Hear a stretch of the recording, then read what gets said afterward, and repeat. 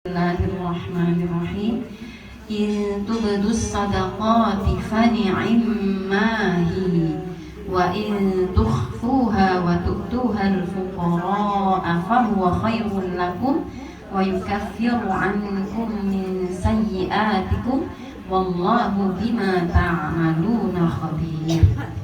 Situ Allah berfirman, apabila kalian menampakkan sedekah kalian, memperlihatkan sedekah kalian, itu adalah baik sekali, ya, kalimatnya baik sekali.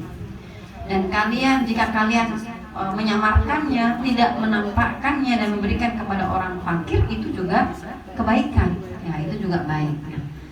Yang saya maksudkan di sini adalah pertama, nyambung dengan materi yang dulu disampaikan Ustazah Fitri. Kita tentu paham betul bahwa kunci diterimanya sebuah amal termasuk sedekah itu kan dua, ya, coba sebutin. Yang pertama apa?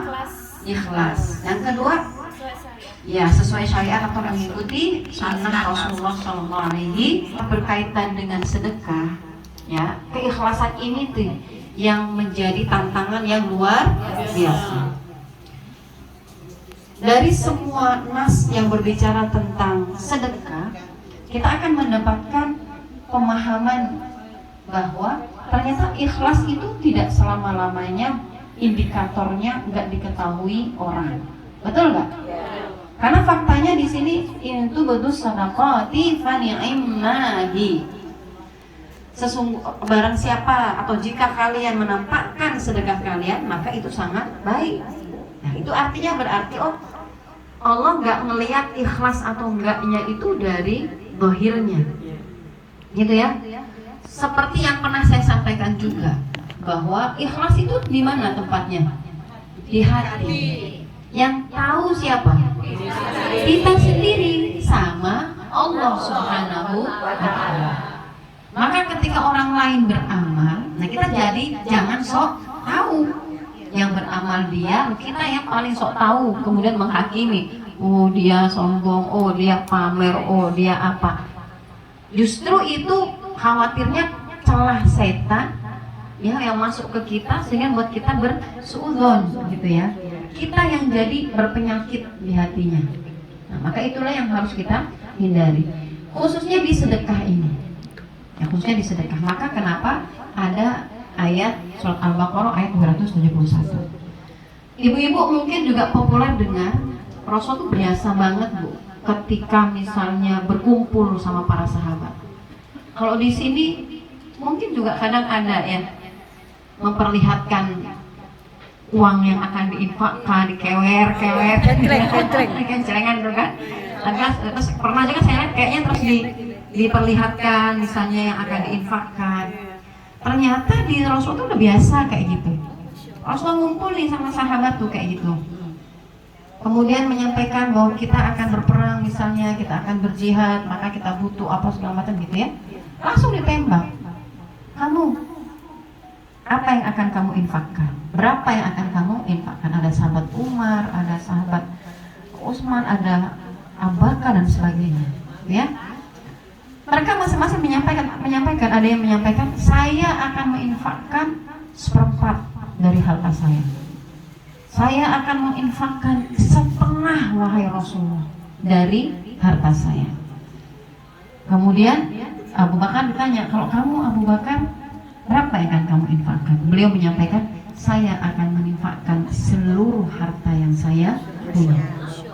Terus kata Rasulullah, terus apa yang kamu tinggalkan untukmu dan untuk keluargamu? Apa jawabannya? Allah dan juga Rasulnya. Gitu. Nah, apakah kita kemudian berpikir, sombong banget sih Abu Bakar nih, ya, segitunya emang harus ngomong begitu di depan kita semua gitu. Kalau yang duduk di majelis itu kita gitu ya, langsung yang paling pojok belakang itu sasak 1/4 diomongin gitu ya. Ya Allah, setengah gitu ya, diumbar-umbar gitu kan, diomongin mulu ya, seolah kita yang paling tahu keikhlasan seseorang gitu ya. Padahal enggak begitu, itu sudah biasa. Nah itulah maksudnya di sini, intu betul shadaqati fa ni'mahi. Jika memang kalian menampakkan sedekah, maka itu adalah baik. Karena apa? Karena ditampakkan atau tidak itu sebenarnya nggak ada hubungannya sih dengan ikhlas atau tidak. Karena ikhlas itu ada di dalam hati. Gitu, yang hanya saja memang kalau seandainya kita belum pandai mengolah hati kita dan segala macam, nah itu nanti kita bisa cari cara yang paling aman gitu ya, untuk bisa menjaga keikhlasan hati kita. Ya, berbicara tentang ikhlas, ikhlas itu apa sih sebenarnya? Bu, ikhlas itu apa, Bu? Jangan bola kayak kepada ngaji nih, Bu nih. Pengawas apa jawab? Tanya ini dari Pancasila mana sih baju squad? Ustazanya siapa sih? Perkara definisi ikhlas aja keder gitu nih, Bu. Ayo buka catatannya, jangan-jangan belum pernah dibahas nih. Ikhlas itu kalau dari sisi bahasa dia dari akhlasa yukhlisu, ikhlas. Artinya itu memurnikan, bahasa mudah bisa kita ambil gitu ya, memurnikan. Jadi kayak kita membersihkan, memurnikan. Jadi memurnikan ya. Jadi kalau kita mau memurnikan sesuatu, mencari dan segala macam, nah itulah akhlasa yukhlisu, ikhlas itu. Secara istilah ini biasa kita pakai untuk mengungkapkan sebuah amal yang kita itu murnikan, mengerjakan amal itu murni, kita hanya minta ridhonya Allah Subhanahu wa ta'ala. Itu ikhlas. Memurnikan sebuah amal yang kita lakukan, murni kita lakukan karena kita hanya mengharap ridhonya Allah Subhanahu wa ta'ala, tidak untuk lainnya. Maka kemudian kalau seandainya mengerjakan sebuah amal tapi yang kita tuju adalah keridhaan makhluknya, nah biasa itu disebut dengan apa? Riya. Nah kan gitu ya. Ya itu bukan Kak Ria ya, lain. Riya gitu ya, riya gitu. Nah riya itu apa sih gambaran kalau riya? Kalau di ayat Al-Quran itu, Ibu, kalau di ayat Al-Quran itu suratnya Ibu udah pada hafal semua. Di surat Al-Ma'un. Ya, buka surat Ma'un.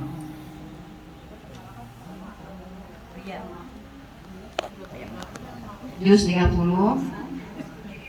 Juz 30 ini, Bu. Jangan dicari juz 33 ya.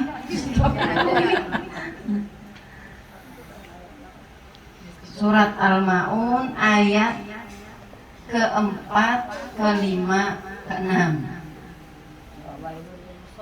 Ya.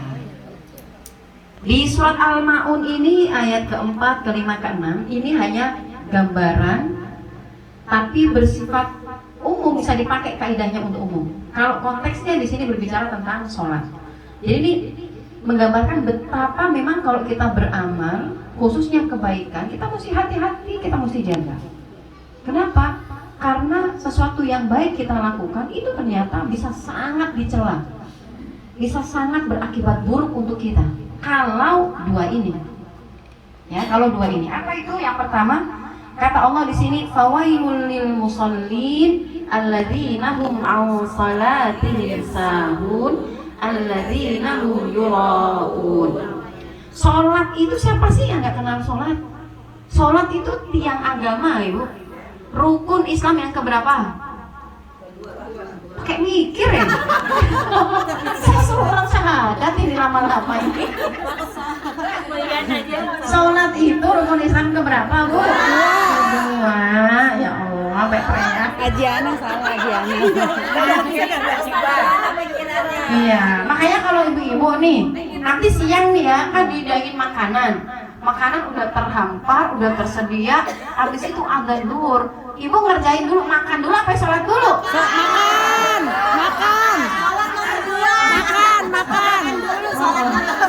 Iya, karena kata-kata Fatih buru amat, makan dulu sama makan dulu ya, karena sholat nomor 2, rukun Islam nomor 2. Muzdalifah ada dalilnya. Lah emang kata Rasulullah begitu. Kalau udah dihamparkan makanan, makan dulu, baru setelah itu Sholat. Asal waktu sholatnya masih lapang ya Bu. Ini jangan ngadi-ngadi nih. 5 menit lagi mau asar. Lapar makan dulu. Gitu dulu. Habis makan Nanti aku iya, karena waktunya sempit. Kalau waktunya lapang, silakan deh. Gitu. Tapi kalau belum dihidangkan, jangan buru-buru minta hidangi dulu, cepetan kok. Kayak Bu ya. Sholat adalah yang luar biasa. Dia amal yang pertama kali akan dihisab nanti di hari kiamat dan lain sebagainya. Tapi ternyata di surat ini dicela oleh Allah. Dicap akan celaka loh orang-orang yang sholat. Yang kayak apa nih sholatnya nih? Yang berbuat kebaikan kayak apa nih yang bakal dicela? Bukan malah diterima, dipuji, kok malah dicela. Yang pertama, alladzina hum 'an shalatihim sahun. Satu, mereka yang mengerjakan sholatnya dengan lalai, melalaikan sholatnya. Orang lalai sholat bisa macam-macam urusannya, ya modelnya bisa macam-macam. Tapi ini maksudnya poinnya, ketika kita beramal sebuah kebaikan, beramal baik atau ketaatan, kita diharuskan untuk melakukan dengan cara yang sebaik-baiknya. Jadi itqon namanya Bu. Jadi harus benar, harus profesional. Kalau misalnya kita kerja itu berarti harus profesional. Harus yang betul-betul kita kerjakannya. Apapun bentuk amal solehnya, termasuk sedekah tadi yang kita lakukan. Nah, kalau contoh konkretnya sedekah harus dengan itqon, dengan cara yang baik seperti apa? Kayak di Al-Baqarah yang biasanya, kalau kalian sudah berinfak, la tattabi'u, jangan ikuti kalian berinfak itu bil manni wal adza. Kalau berinfak maksudnya kan bersedekah aja, jangan diiringi atau disusul dengan menyakiti atau mengungkit-ungkit. Nah, itu nggak boleh tuh yang kayak gitu, ya. Maka di situ kalau mengungkit-ungkit akan timbul banyak problem tuh. Mungkin dia jadinya nggak ikhlas apa yang diinfakkan, atau mungkin tujuannya dia mau menyombongkan diri, makanya dia ungkit-ungkit, ya. Dia merasa besar dengan hasil sedekahnya, infaknya. Nah, itu yang nggak boleh. Jadi caranya pun harus betul. Nah, ngobrolin saya tadi yang terkait lembaga yang kemudian Wassalamualaikum Nabila tadi mendapatkan sedekah juga atau distribusi zakat dan sebagainya, maka menjadi bagian dari kami termasuk profesionalitas. Itqon namanya, itu tanggung jawab kami. Salah satunya misalnya kita pakai kaidah Al-Baqarah tadi, maka sebagai bentuk laporan pertanggungjawaban kita list siapa donaturnya. Lembaga udah pasti harus begitu, namanya siapa, kemudian dijembreng dan segala macam. Kalau seandainya memang dibutuhkan untuk itu betul sedekah, harus dipampang, harus dipublish, maka itu bagian dari bentuk itqon kita juga. Gitu, sebagai bentuk pertanggungjawaban, karena lembaga mau masjid, ya, musola, Pesantren. dan bebas aja mau disebut namanya, tambah gelar depan belakangnya. Hajinya ya jangan lupa tambah haji hajahnya misalnya. Ustadz-ustadzahnya juga tambahin ustadz-ustadzahnya. Doro kanjeng, doro mas, apa segala macam tambahin gitu ya. Mau segala macam gitu ya. Nggak masalah. Nah, kalaupun misalnya nggak usah pakai nama, hamba Allah aja boleh. Sesuai request. Saya nggak hamba Allah, udah biasa banget makhluk Allah aja. Ya beda. Ya kan emang bener makhluk Allah Bu kan gitu. Kayak biar umum lah, udah NN umum lah ya. Hamba Allah juga umum lah. 2028 makhluk Allah gitu. Kebayang nggak sih ya? Ya kan gitu. Donasi dari makhluk Allah. Burung semut.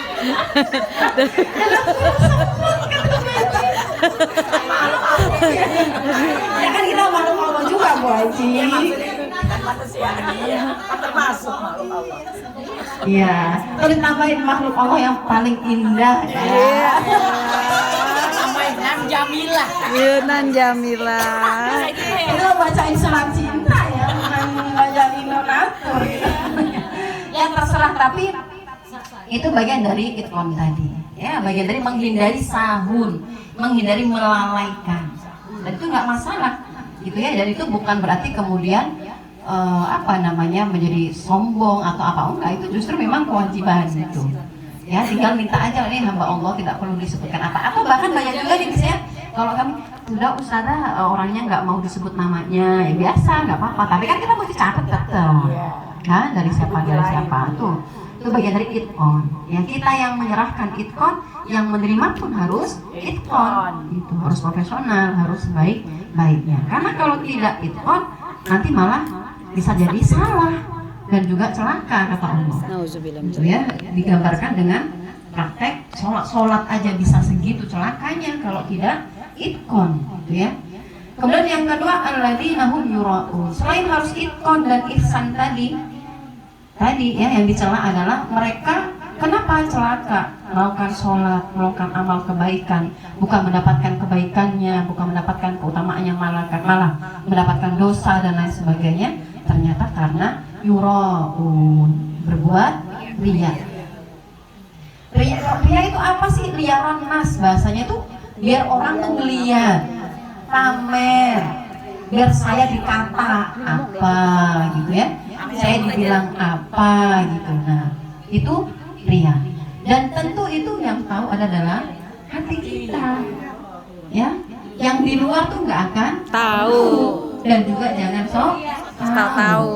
Nggak usah ngotori Hati. urusin amal orang, udah amal kita aja. Cakep banget. Nah, jadi kita lapang saja, ya, kita lapang, ya, kita terbuka. Dan tadi itu butuh sedekah difani'im ma. Masya Allah. Jadi menunjukkan sedekah itu adalah sangat baik.